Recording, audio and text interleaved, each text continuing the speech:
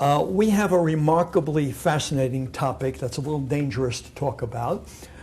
You know that Madonna did not invent Kabbalah. Are you aware of that? And Kabbalah really is something that is supposed to be taught only to people over the age of 40. I see no one here who fulfills that qualification. However, I teach at Yeshiva University. There are some aspects of Kabbalah, I would call Kabbalah light, that I can share with you, but they are so incredible, so fascinating, that to my mind it's permissible to teach these ideas because they are what I call chizuk emunah, strengthening of faith. I know people who have become religious just because of some of the things I'm going to share with you. They're absolutely incredible. I really wanted some mood music with like eerie kinds of sounds. I wish that you had handles on your seats because I'm going to blow you away. You're going to have to hold on to your seats. I don't know how you're going to do it without the handles. I am serious. This is incredible stuff. So far you're taking my word for it, but I'm going to back up what I say. As a preliminary, though, to what I want to teach you about secrets of Kabbalah and predicting the future.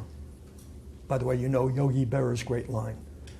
Predicting is very hard, especially about the future.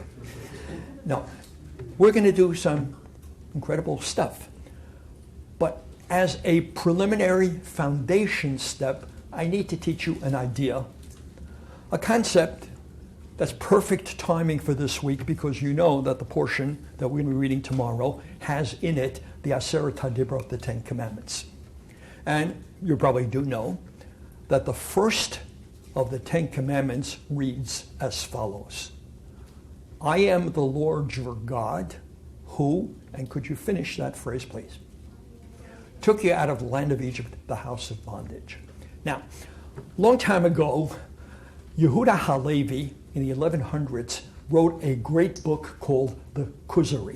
It was a book based on a historic event. I don't want to get lost in this particular story. I'm just doing it as background. But in the 800s-900s, there was a country in what is now Russia called the Kingdom of the Khazars. And history records that the king kept having a recurrent dream in which God appeared to him and said, you seek the truth, but you're doing it the wrong way. And he didn't know what the right way was, and so he selected both an imam to represent Islam and a priest for Christianity, and he would ask them questions and see what the true approach to God is. And when each one of them started by speaking about Abraham, Isaac, and Jacob, he said, well, maybe I should also get a rabbi. And he did get a rabbi as a third person with whom he had discussions. And the end of the story, now again, this is not a made-up story. This is in the history books. You will check the primary source for today, which is Rabbi Google, and you'll check Kingdom of the Khazars. It seems that the rabbi convinced him that Judaism was a true religion. He converted, his entire kingdom converted, and there were kings by the name of King Hanukkah and King Benjamin and the tribes, and were incredible. Some people believe that Eastern European Jewry, at least some of it, stems from the Kingdom of the Khazars. Yehuda Halevi said, this rabbi convinced the king that Judaism is the right religion. If I want to write a book about Judaism, maybe I can incorporate that story into the book and do a make-believe transcript of the conversation between the king and the rabbi. What would the king have asked and what would the rabbi have answered? In those days, there was no real book on Introduction to Judaism because the book, The Idiot's Guide to Understanding Judaism by Benjamin Blech wasn't written yet. I had not been on the scene as yet. So Yehuda Halevi did the Kuzari, and you understand the structure as I explained to you. Of course, it was an imaginary transcript because nobody had a record of what was said. But Yehuda Halevi imagined kinds of questions that the king would have asked. And one of them was, in the Ten Commandments, God identifies himself. And how does he identify himself? I'm the Lord your God who took you out of the land of Egypt, house of bondage. But if you're talking about God, the great, all-powerful God, he should have said something far more important, far more descriptive of his uniqueness. And what is that? The king asked, what should God have said? I am the Lord your God who? Who? Created the heavens and the earth. I mean, God was a liberator. Okay, he was Abraham Lincoln, but Abraham Lincoln freed the slaves. It's a good thing, it's a big thing, but it's not the same as creating the entire world. So why didn't God say, that's a great question? And there were different answers given to that question, and Yehuda Levi gave, through the rabbi in the story, what I think is the most powerful answer. He said, if God were simply to say that he is the creator, then people, if they accept that, could no longer be atheists, but they could still be deists. What is deism? Somebody believes, and there are many people like that, there must be a God because the world is too intricate, too profound. I mean, everything in there indicates a creator. Look at this. If I were to tell you this watch just came into being because some stuff flew together and made it be, you would say, that's impossible. I would say, no, many, many years, you don't understand. And you would still say that's impossible. So most of humanity has come to agree that there must be a God, but deism says, just as there is a watchmaker who must have made this watch. Oh, an impersonal God. Right, but the watchmaker has no contact with it after he finished it. It's very conceivable that God made a world. You know, it's playtime, okay. That was his Xbox, and he did it, and he's finished. And then he walks away and says bye-bye, and he has no more relationship with it. What was God saying when he said, I am the Lord your God who took you out of the land of Egypt, the house of bondage? He was saying, not only did I create the world, but I continue to have a relationship with it, and I know who you are, and I care about you. A caring God and a personal God is far different than a God who created the world and doesn't know that Blech exists and doesn't know that you exist and doesn't give a damn. So that's a powerful answer and a powerful concept. So Yehuda Levi summed it up in this way. God is a God of history. Next step. What is history? For some people, history is coincidence, a series of events that just happen to happen, but they have no meaning. God, being a God of history, cares about the world, and therefore history is not happenstance, but history follows a divine order. How do you say the word order in Hebrew? Seder. The holiday commemorating Pesach and God's relationship with us as first expressed in the story of the Exodus has as its main ritual the Seder. Not because the word order means that the gefilte fish goes before the chicken soup and the chicken soup before the main, etc., but rather that human history has a preordained order, in spite of the fact that we have free will. Look, somebody teaches you how to drive. You get to the car. You have a driver. Now you have free will to drive, but if you start to mess up totally and you're going to crash, he will put you back onto the road and make sure that you don't veer away from where you're supposed to be going. And that's the way to understand God and history. God has a plan for mankind. Every service ends with a line from the prophet Zechariah that says, and the Lord will be one. God will be king of the whole world. In that day his name will be one and he will be one. In other words, slowly but surely, history moves along a path that is preordained and destined by God. Got that so far? Good. If that is true, then history has markers planned by God. If what I said wasn't true, nobody could predict the future, because the future will be whatever coincidences occur that make events happen. No. History has a plan. And so I'm going to tell you a story. And this story, as I promised, is going to blow you out of your seats. I know that he did the same for me. You may find this hard to believe, but I was a young man once. And newly ordained, just a couple of years in the rabbinate. I went to Israel, and I was in the city of Tzfat. Tzfat. Tzfat is the city of holy men. Tzfat is the city of Kabbalah. It goes way, way back. There are incredible people there. And there are mekubalim there. How this happened, I do not know. But somebody got me to meet with a person who I am certain is one of the 36 righteous people who, according to tradition, saved the world. In their merit, the world continues to exist. I met this Makubal. He's not world famous because a real Makubal doesn't want to be famous. If you get to be famous and you make a lot of money and make movies about you, it'll be a wonderful thing. No, not that kind of person. But the people who knew him and know him say he is one of the most unique people in the world today. And for whatever reason, he took a liking to me. And one day he said to me, I'm going to teach you something.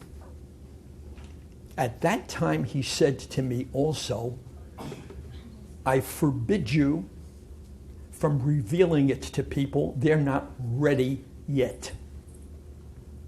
Subsequently, years later, he told me the time is ripe. And that's why I can tell it to you now. But he said, I want to explain to you that the Torah has everything in it. And therefore it must have prophecies in it as well. And therefore it must tell us what is going to happen as well, at least, that is to say, most important events. And therefore I will teach you, he said to me, the secret of sentences. I'm going to tell it to you with a promise that I exact at the outset, that part of this concept and this insight you are not allowed to do on your own in the future. Do you understand? I'm going to tell you a secret. I'll take it as far as it can go, as far as I'm allowed to share with you, but don't carry it beyond that. I'll explain the warning when I tell you the secret.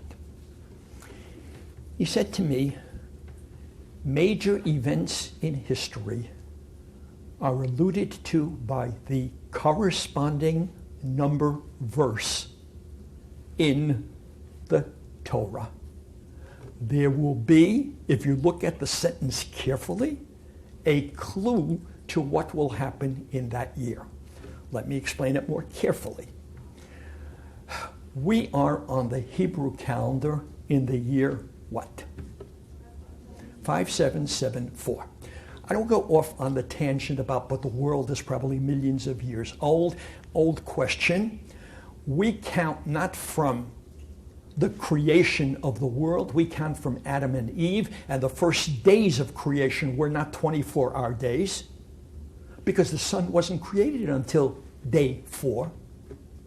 They were periods of time, and they could have lasted millions of years, and therefore I'm not troubled, as Maimonides was not troubled, with the question. We count from Adam and Eve, and our year now, as you said, is 5774. Now, you can count sentences in the Torah, and if you know, for example, that a major event occurred on the Hebrew calendar, let's say in the year 1000. I'm just making up an example. What do? You start counting, and you look at sentence number 1000 in the Torah, and you see what it says, and if it's an important event, lo and behold, there will be a clue to that event in the verse. And I said, give me an example, and he said, I'll give you an extremely important contemporary example.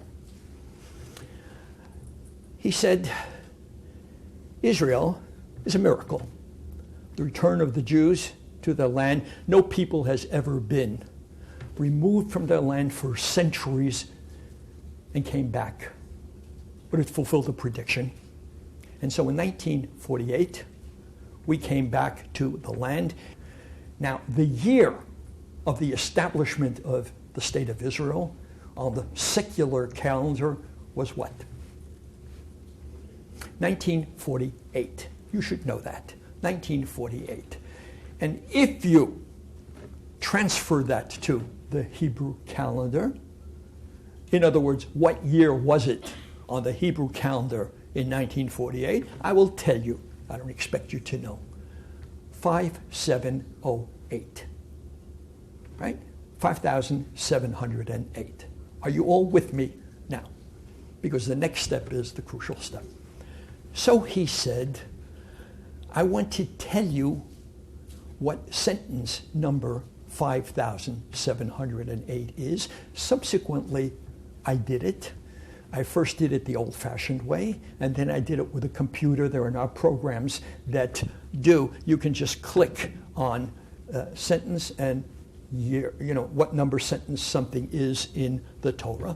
What I was looking for was for sentence number 5708. And you may want to note this down because afterwards, not only probably, but certainly, you will check it out. It is in Dvarim, that's Deuteronomy.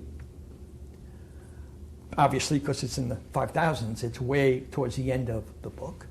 Dvarim Lamed, chapter 30, Pasuk Gimel, verse 3. Again, Deuteronomy 33. And read the verse, and it says the following. By the way, it's the only verse in the entire Torah that reads like this, that has this idea. You ready? Just in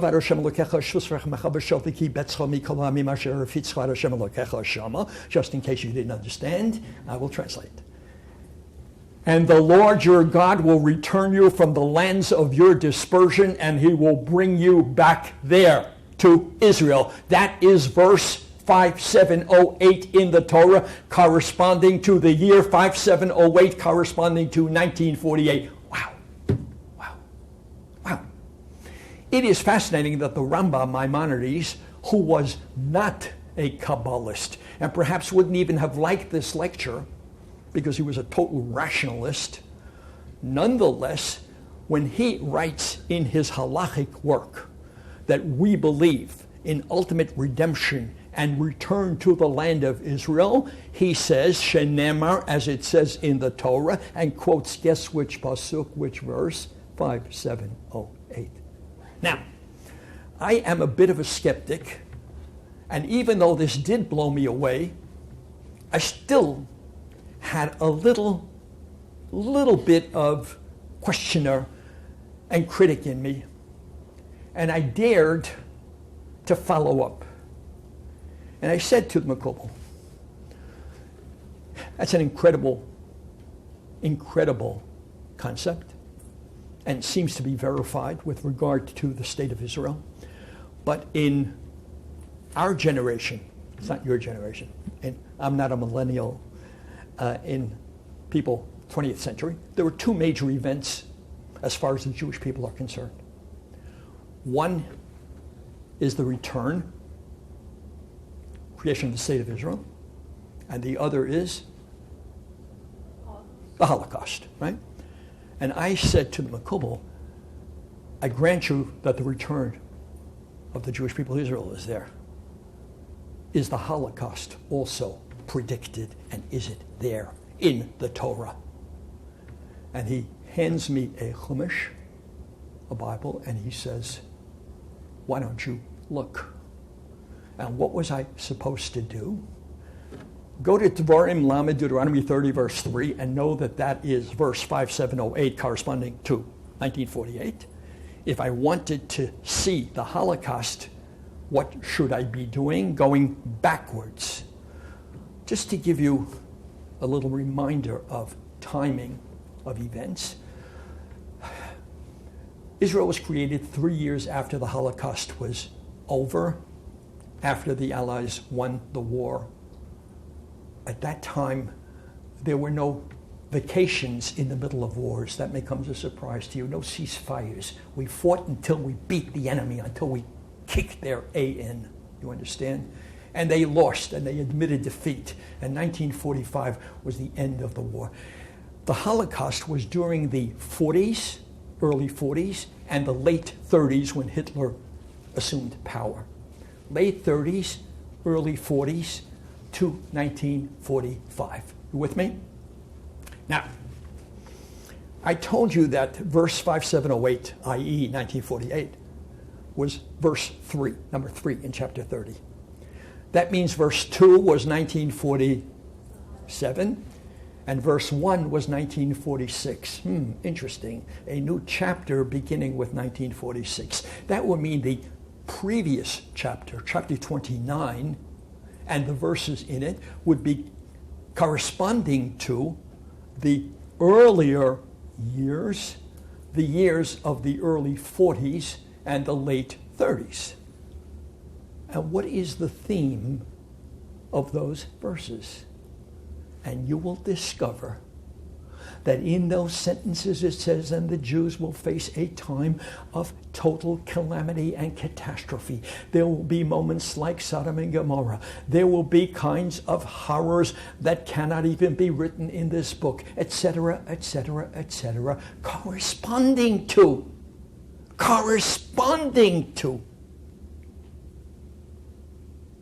the years of the Holocaust. Wow. One more. That's even more brilliant.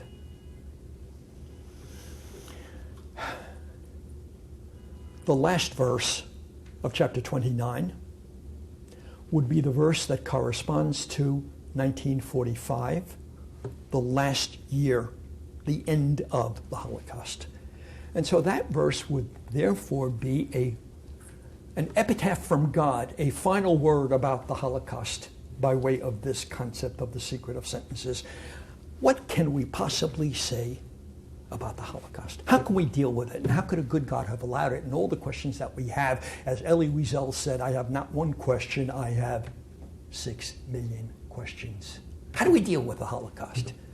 So let's look at the verse that corresponds to 1945 after all those horrible predictions of times that cannot even be described, of horrors against the Jewish people. And what is that verse?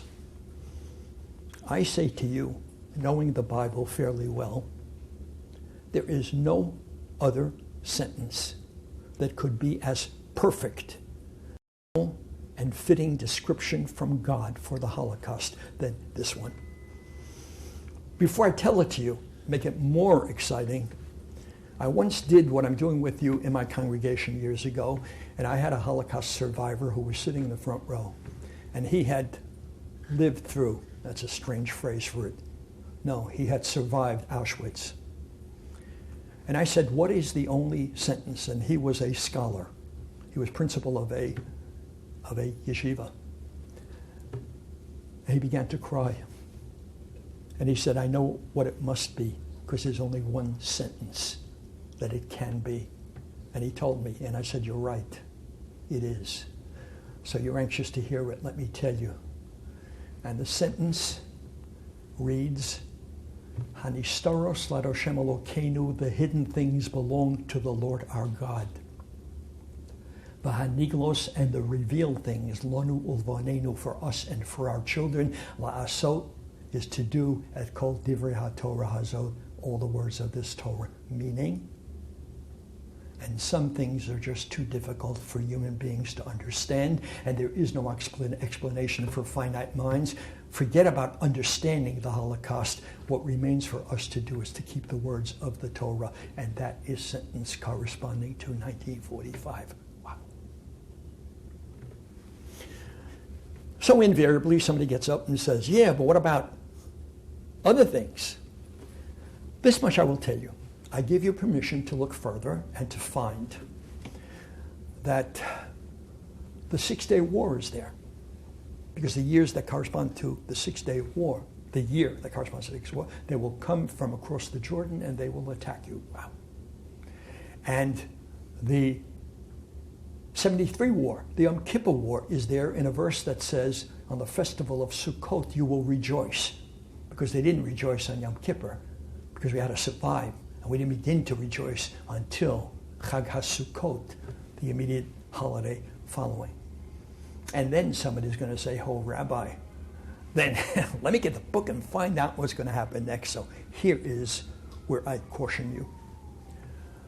We may misread, we may misunderstand. The only reason I permit myself to do this with you, if you understand what I'm doing, is I am actually going backwards.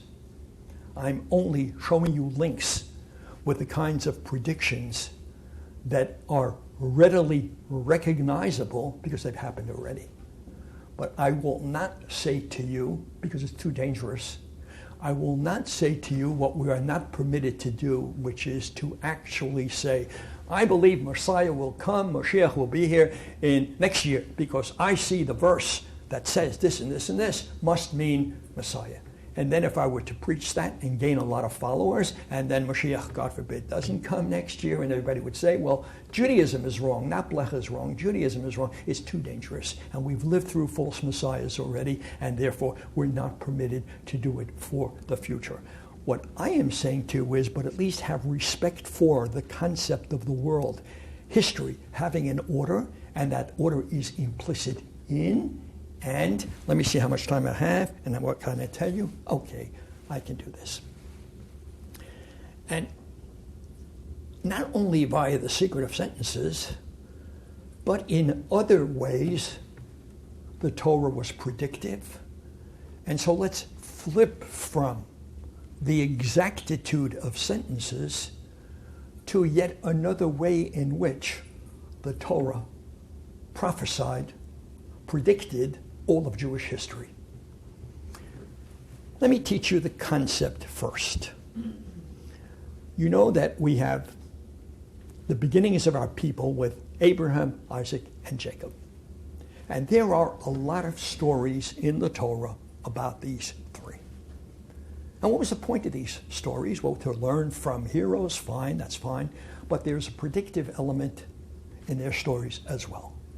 And the concept, already enunciated by many of the biblical commentators, Jewish commentators, is Maseh Ovot Siman Labanim. The deeds of the ancestors are a sign for the future for their children, which means as follows.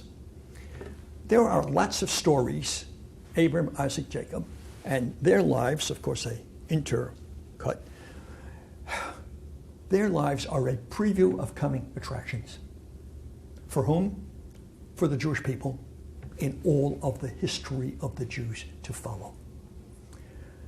Abraham's life stories are forerunners and previews of the first third of Jewish history.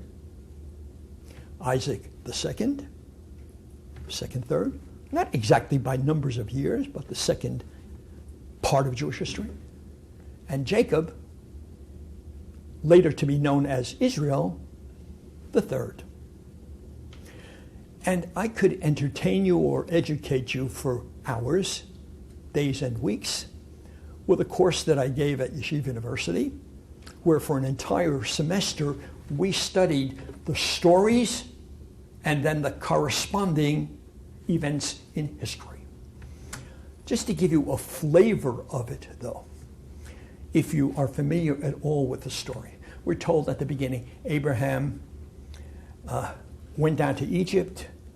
The king messed with him, took his wife, was going to do some terrible things. God appeared to the king and said, don't mess with my man. And if you do, you will get punished severely with plagues. The king got frightened and he apologized and gave gifts to Abraham and sent him away. The playback, the ultimate, after the preview, the story begins once you have the children of Jacob.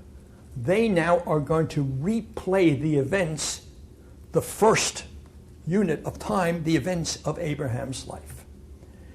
And what story corresponds to the one I just told you?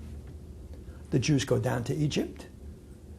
The Jews go down to Egypt as a result of a famine, which is the same reason that made Abraham go down to Egypt.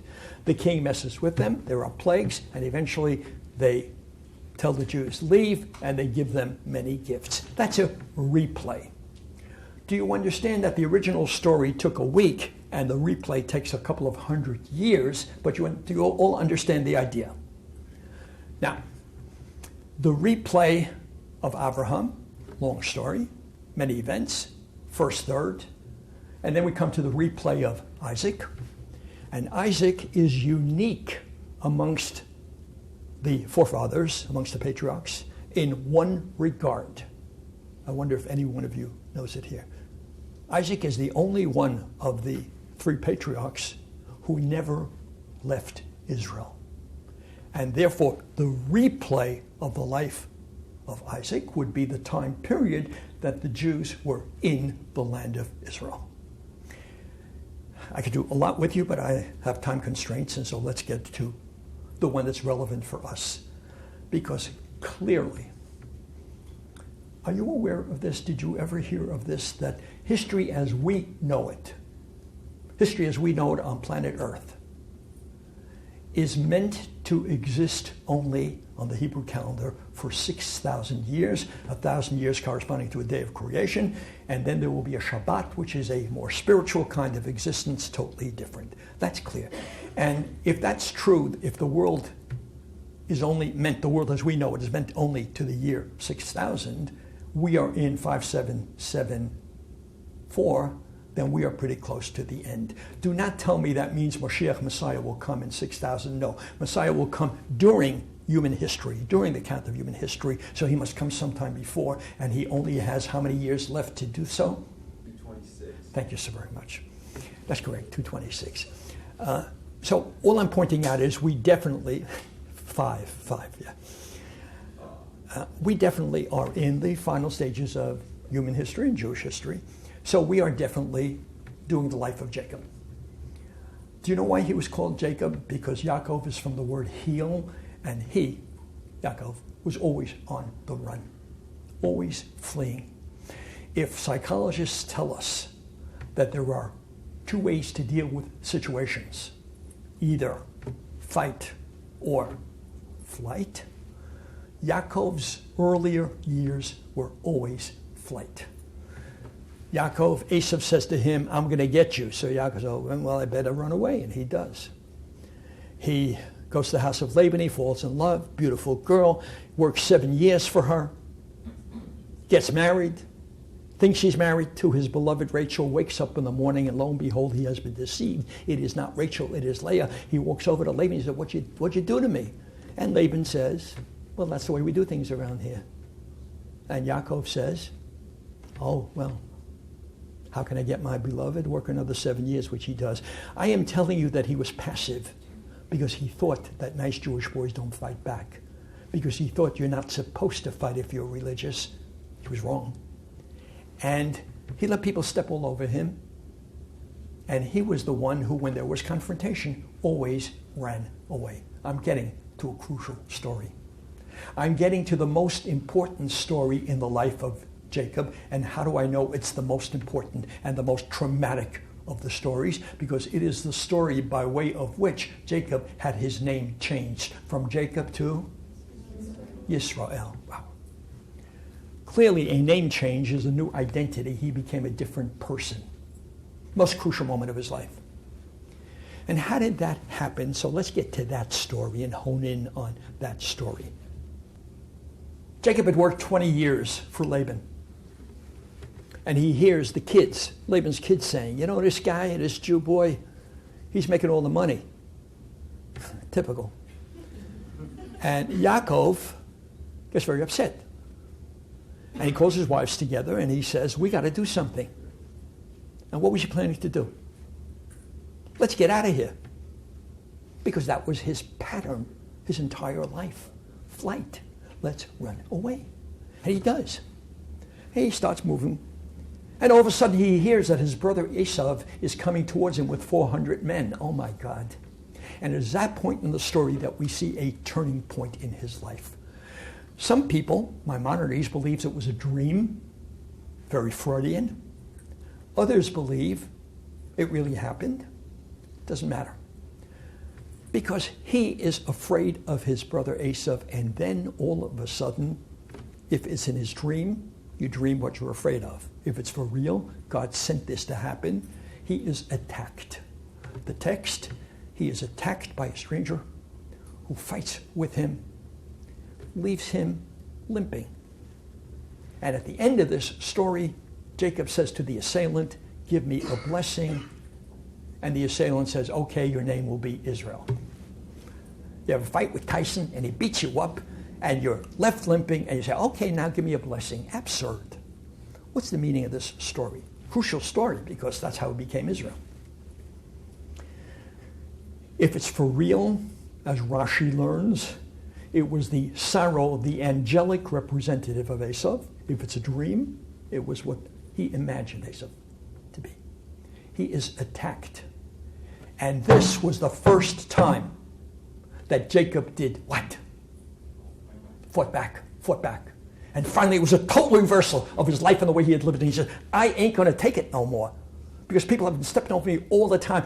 I have to fight, even though I'm a nice Jewish boy. And he says, give me a blessing, and the blessing is your name will be Yisrael. And what does Israel mean? Do you know what the word means? Do you know what the Hebrew word comes from? Because you fought. You fought. You finally understood that what you believe in you have to fight for. And you prevailed. And do you know why? This is a fantastic commentary. Do you know why he was left limping? Because God saw to it that he was limping so that from now on he could never again run away. Never again run away. And he was called Israel because he finally recognized there is a time for peace and a time for war and a time to fight for what you believe in and a time to defend yourself. And he did, and he became Israel. That's a great story. It's a great story that stands on its own, but we're doing Kabbalah now, and we're doing predictions. And so I'm going to tell you what Nachmanides said about this story.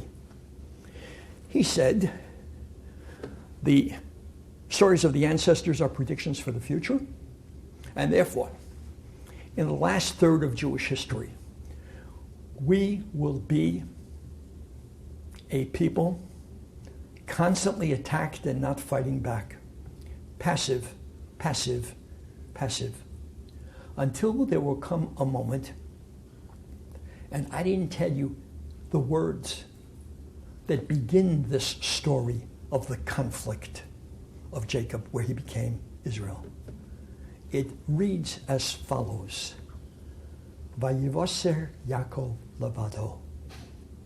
And Yaakov remained alone. It says Nachmanides, there will come a time in history when Jacob, Jewish people, will be forsaken by the entire world, remain alone. And at that moment, they will be attacked by someone out to destroy them totally. Says Nachmanides in the 1100s. There will be an attempt at total genocide of the Jewish people. The world will forsake the Jews until the representative of Esau will give Jacob a blow in the thigh. Says Nachmanides, that is a euphemism. A euphemism for something to sound nicer than it is. This is a symbolic message because he gave him a blow in. There are women sitting here, girls sitting here. I will say it as delicately as I can, in the procreative area. Right? He kicked them in, right? Gave him a blow, serious blow.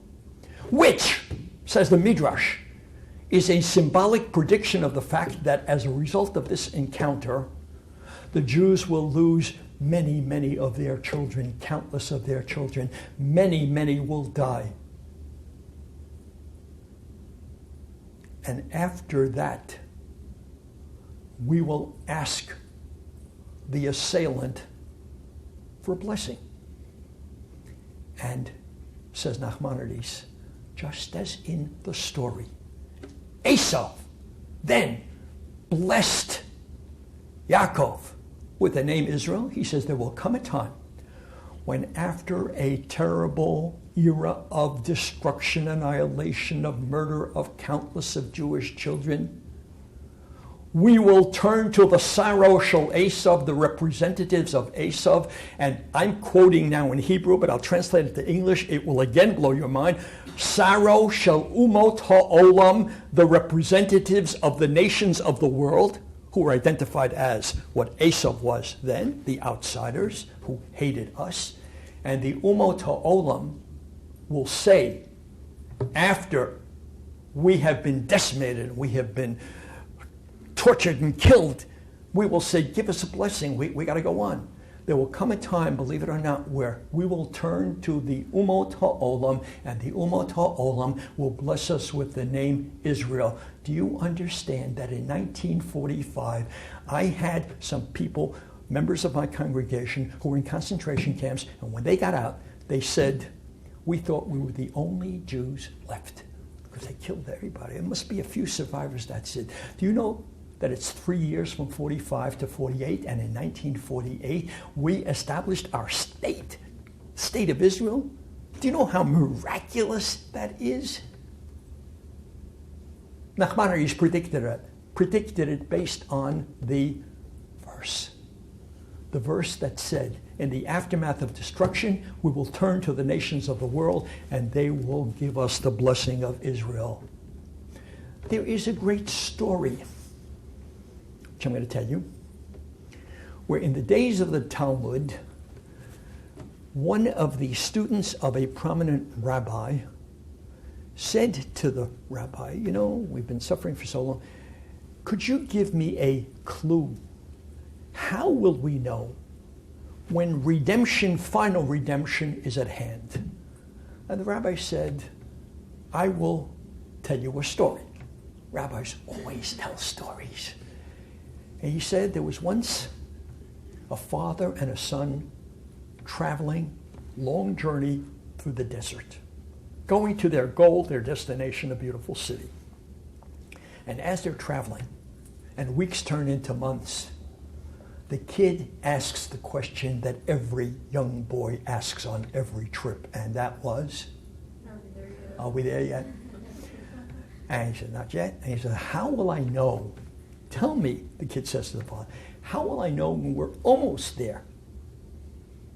And the father says, when you will see a cemetery, you will know that the city is near. When you will see a cemetery, cemeteries are built right on the outskirts of cities, you'll know we're almost there. But the rabbi was using this story to respond to the question that his student had asked him, which was what?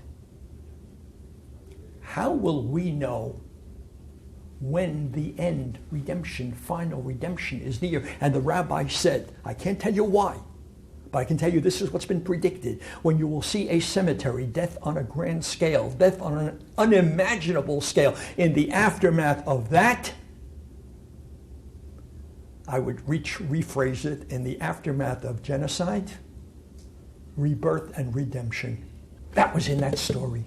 That was in the story in the Torah. I'm going to do one last thing with you. I keep saying they're incredible. Everything is incredible. Yeah. But this is incredible to the nth degree, because this is to the year. I told you about the secret of sentences. That was to the year. That's fine. That's one method. There's another. Background, you need to know a law in the Torah. The law is the law of the Jubilee. The 50th year, the quote in the Torah is on the Liberty Bell in Philadelphia. If a slave was a slave, 6 years you shall labor, 7 to go out free. But the condition of slavery was totally different, not what you imagine as Uncle Tom's Cabin. You were never allowed to oppress him. All kinds of wonderful things, so much so that they were afraid that somebody might say, after selling himself into slavery to make some money, I want to stay a slave. So the Torah says, well, you can stay a slave, but at a certain point, you must go free. And the Jubilee year, the 50th year, everybody goes free. Everybody. even slaves who sold themselves again into slavery. And in the 50th year, something else happened. Do you know that according to Jewish law, you cannot sell a field property that you own forever?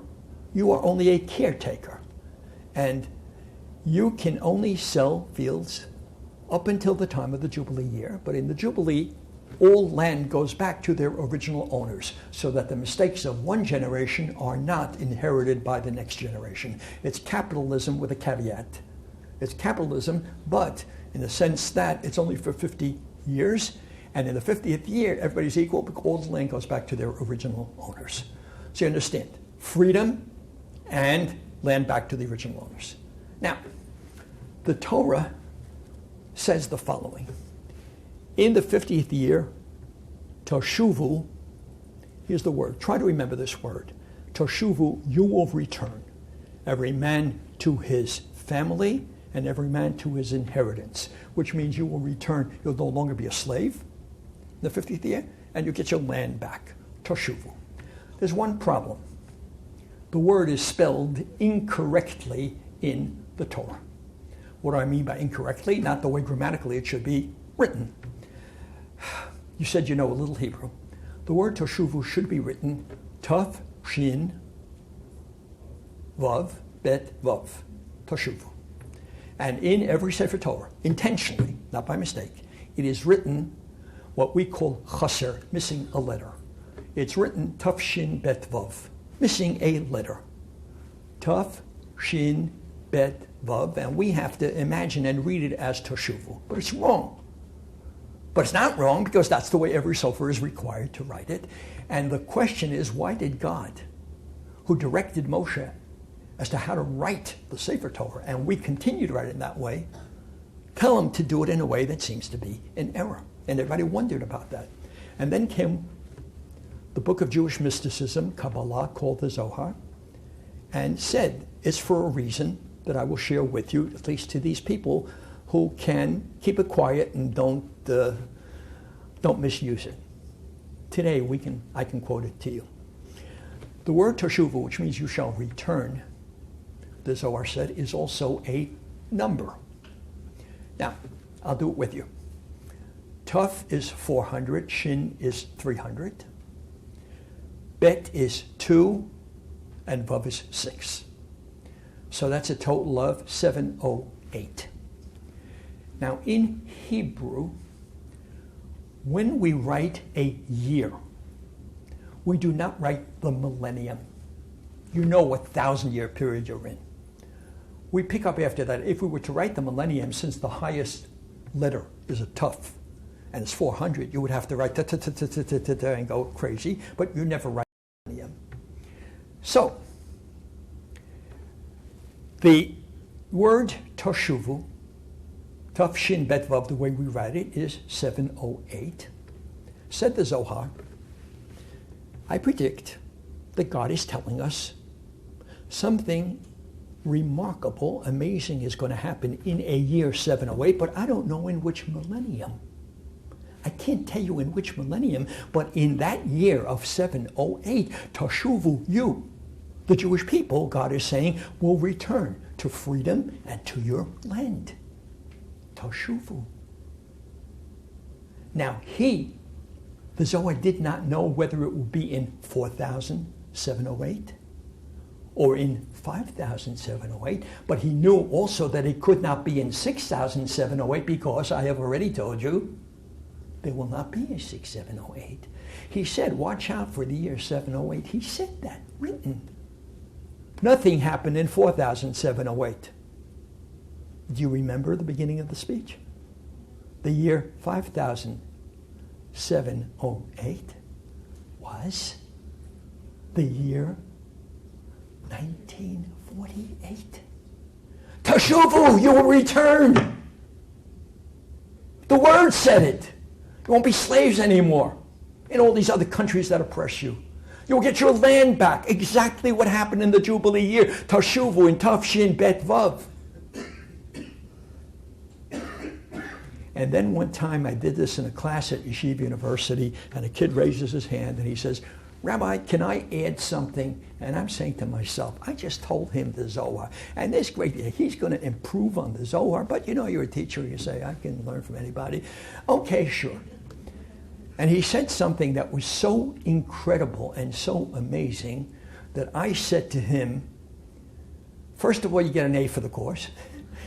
And second of all, whenever I say this over, I will repeat and add what you said as well. Now, mind you, this is not the Zohar. You got to know the source, and you got to know that this doesn't have the same quality of background of being from the Zohar or master work as from a student of mine. But, wow. He said, I know why the letter that is missing in that word, Tashuvu, is the letter Vav, which, of course, as a number is 6. Because maybe that's the Torah's way of saying you will return, and you will return in the year Tafshin Bet Vav 708, that is to say we now know 5708, but Chaser Vav, lacking 6, what? Lacking 6 million. 6 million. Return, yes, but the tragedy is the tragedy. And then subsequently, when I did this lecture somewhere, someone came over to me and said, perhaps it's missing because it's a clue to the millennium in the 6th millennium, meaning it will be telling us in 5708. These are but a few of the incredible clues, no, messages, yes. Why do I tell them to you? Because I found people tell me they become religious for many different reasons. Different things speak to the hearts of different people. And for some, knowing that God is a God of history, get back to the beginning of the lecture. I'm bringing you back to the beginning. And history has an order. And history is moving towards a divinely directed end is extremely significant. Hey, that means God knows about us and cares about us, personal God. That means God knows me. And God knows whether I get up in the morning and daven, and whether I eat kosher, and whether whatever I do. Wow! We have a direct personal relationship. And I am part of a movement of history with a defined and determined, predetermined end. And that we are at that stage of history where we are already past the horror. I envy you because we're past the Holocaust, and we are now, with all of our problems, in the period of ultimate redemption. What's happening in Israel right now is horrible. We need people like you. We need people of intelligence and the young, because you are the targets of all those who have their own agendas and believe that because you are young and malleable and not too smart yet, precisely because you think you have all the answers. You know, the word freshman is someone first year. What's the second year called? Sophomore. You know where the word sophomore comes from? Sophia is wisdom, and more comes from moron, and you're a wise moron because you're in the second year and you know it all already and you're so smart nobody can tell you anything. You are the targets of the media who believe that, the old generation, but you're going to, and just to break away, you are going to listen to their absurdities. We need you to know, to understand, to be involved, to be active, to be Yisrael. Because you are coming in at the end and the best part of the story. You are coming in post-Holocaust. There are some problems that were predicted for this time period. Do you know what the last thing we were supposed to defeat before Mashiach comes is? The last tragedy is the tragedy of lack of Jewish unity, just as responsible for the destruction of the Second Temple. Let's get over that, and let's be together, and let's go to a retreat. By the way, I don't call this a retreat, I call it an advance. Jews never retreat, we advance. I hope I've advanced your level of intelligence today. Thanks for watching. Click subscribe and hit the notification bell below for daily pearls of Jewish wisdom.